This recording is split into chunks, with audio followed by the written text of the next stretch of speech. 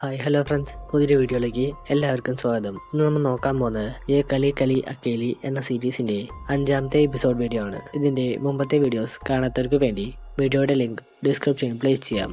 അപ്പോൾ നമുക്ക് ഒട്ടും സമയം കളയാതെ നേരെ വീഡിയോയിലേക്ക് പോവാം.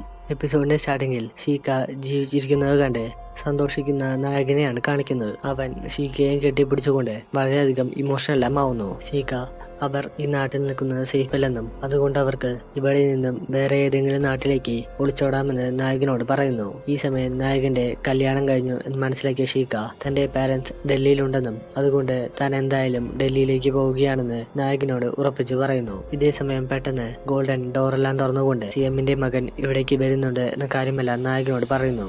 അവൻ ഷീക്കയെ കണ്ടാൽ പ്രശ്നമാവും എന്ന് മനസ്സിലാക്കിയ നായകൻ എത്രയും പെട്ടെന്ന് ഷീക്കയെ ഹൈഡ് ചെയ്യാൻ പറഞ്ഞുകൊണ്ട് വീടിന്റെ പുറത്തു നിന്നിരുന്ന സിഎമ്മിന്റെ മകന്റെ അടുത്തേക്ക് ഓടിച്ചെല്ലുന്നു. പൂർവ നിന്നെ കാത്ത് റൂമിലിരിക്കുകയാണെന്നും അങ്ങനെയുള്ളപ്പോൾ ഈ രാത്രി എന്തിനാണ് ഗോൾഡന്റെ വീട്ടിൽ വന്നതെന്ന് നായകനോട് ചോദിക്കുന്നു.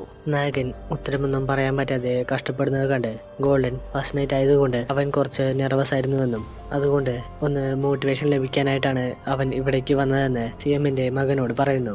ഗോൾഡന്റെ ഈ സംസാരം ഇഷ്ടപ്പെടാതെ വന്ന സിഎമ്മിന്റെ മകൻ അയാളുടെ സുഹൃത്തുക്കളോട് അവനെ അവിടെ വെച്ച് മർദ്ദിക്കാൻ വേണ്ടി പറയുന്നു. എന്നാൽ ഇത് കണ്ട് സഹിക്കാനാവാതെ വന്ന നായകൻ അവരുടെ കയ്യിലുണ്ടായിരുന്ന ഗണ്ണെല്ലാം തട്ടിപ്പറിച്ച് മേടിച്ചുകൊണ്ട് ഗൺ സിഎമ്മിന്റെ മകന് നേരെ പോയിന്റ് ചെയ്യുന്നു.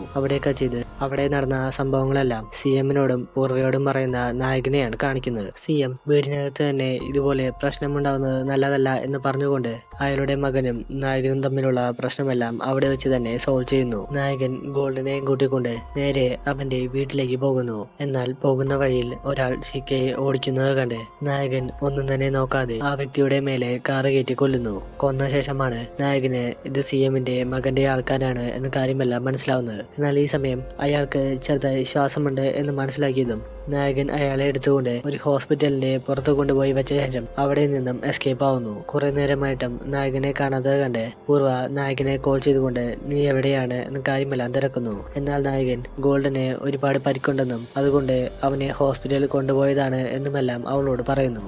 നായകൻ ഇനി ലേറ്റ് ആയാൽ എല്ലാവർക്കും സംശയം തോന്നും എന്ന് മനസ്സിലാക്കിക്കൊണ്ട് സീക്കയെ ആ കാറിൽ ഒളിപ്പിച്ച ശേഷം ആ കാറുമായി നേരെ സിഎമ്മിന്റെ വീട്ടിലേക്ക് ചെല്ലുന്നു. അവൻ ഒന്നും അറിയാത്തതുപോലെ നേരെ അവരുടെ ബെഡ്റൂമിലേക്ക് കയറി ചെല്ലുന്നു. എന്നാൽ ആ സമയം റൂമിൽ പൂർവ ഇല്ലാത്തത് കണ്ട് അവൻ ജനാലയിലൂടെ കാർ സേഫ് അല്ലേ എന്ന കാര്യമെല്ലാം നോക്കുന്നു. എന്നാൽ പെട്ടെന്ന് ബാത്റൂമിൽ നിന്നും നായകനെ പൂർവ കോൾ ചെയ്യുന്നത് കേട്ട് അവൻ നേരെ അവളുടെ അടുത്തേക്ക് ചെല്ലുന്നു. പൂർവ നായകന്റെ അടുത്ത് വളരെയധികം ക്ലോസ് ആയിട്ടെല്ലാം പെരുമാറാൻ വേണ്ടി നോക്കുന്നുണ്ടെങ്കിലും നായകന്റെ മനസ്സിൽ ഷീക്കയെ രക്ഷപ്പെടുത്താനുള്ള ടെൻഷൻ ആയതുകൊണ്ട് അവൻ ഒരു ഇൻട്രസ്റ്റ് പോലും അവളോട് കാണിക്കുന്നില്ല. പൂർവ നായകനോട് അവർക്ക് എത്രയും പെട്ടെന്ന് കുറച്ച് സ്വീറ്റ്സുമായി ഒരു സ്ഥലത്തേക്ക് പോകേണ്ട ആവശ്യമുണ്ട് എന്ന് പറഞ്ഞുകൊണ്ട് നായകനോട് പെട്ടെന്ന് റെഡിയാവാൻ വേണ്ടി ആവശ്യപ്പെടുന്നു.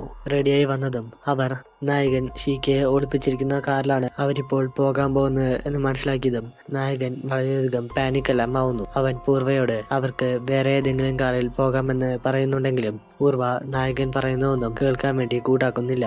അവർ വീട്ടിൽ നിന്നും പോകാൻ നേരം ഒരു ആംബുലൻസ് വീട്ടിലേക്ക് വരുന്നത് കണ്ട് കാർ നിർത്തി പൂർവ എന്താണ് പ്രശ്നമെന്നറിയാനായി നേരെ ആ ആംബുലൻസിന്റെ അടുത്തേക്ക് ചെല്ലുന്നു. അതിൽ സിഎമ്മിന്റെ മകന്റെ കൂട്ടത്തിലുള്ള ഒരാൾ മരിച്ചു കിടക്കുന്നത് കണ്ട് അവർക്കെല്ലാവർക്കും വളരെയധികം ദേഷ്യം വരുന്നു. അവർ ഇതവരുടെ ശത്രുക്കൾ ചെയ്ത പണിയാണ് എന്ന് പറഞ്ഞുകൊണ്ട് സിഎമ്മിന്റെ മകൻ അവരെ കൊല്ലാൻ വേണ്ടി ആൾക്കാരെയും കൂട്ടിക്കൊണ്ട് പോകാൻ വേണ്ടി തീരുമാനിക്കുന്നു. എന്നാൽ സിഎമ്മിന്റെ മകൻ ഷീക്കയിരിക്കുന്ന കാർ എടുത്തുകൊണ്ട് പോകുന്നത് കണ്ടതും നായകൻ അത് പ്രശ്നമാകും എന്ന് മനസ്സിലാക്കിക്കൊണ്ട് പൂർവയെ വീട്ടിലെത്തിയ ശേഷം അവിടെ ഉണ്ടായിരുന്ന മറ്റൊരു വണ്ടി എടുത്തുകൊണ്ട് ഷീക്കയുള്ള കാറിനെ ഫോളോ ചെയ്തു പോകുന്നു. എന്നാൽ പോകുന്ന വഴിയിൽ ഒരു കൂട്ടം ഗാങ്സ്റ്റേഴ്സ് അവരുടെ കാറുകൾക്ക് നേരെ അറ്റാക്ക് എല്ലാം ചെയ്യുന്നു. ഈ സമയം എല്ലാവരുടെയും ശ്രദ്ധ ആ ഗാങ്സ്റ്റേഴ്സിലായതുകൊണ്ട് നായകൻ ഷീക്കയും കൂട്ടിക്കൊണ്ട് അവിടെ നിന്നും നേരെ തൊട്ടടുത്തുള്ള ഒരു ബസ് സ്റ്റാൻഡിലേക്ക് വരുന്നു. നായകൻ ഷീക്കയോട് താൻ എങ്ങനെയെങ്കിലും ഈ പ്രശ്നങ്ങളെല്ലാം അവസാനിപ്പിച്ച ശേഷം എന്തായാലും നിന്റെ അടുത്തേക്ക് വരാമെന്ന് പറഞ്ഞുകൊണ്ട് ഷീക്കയെ ഡൽഹിയിലേക്കുള്ള ഒരു ബസ്സിലെല്ലാം പറഞ്ഞയക്കുന്നു. അവൻ ഷീക്ക സേഫായി പോയി എന്ന സന്തോഷത്തിൽ നേരെ സിഎമ്മിന്റെ വീട്ടിലേക്ക് വരുന്നു.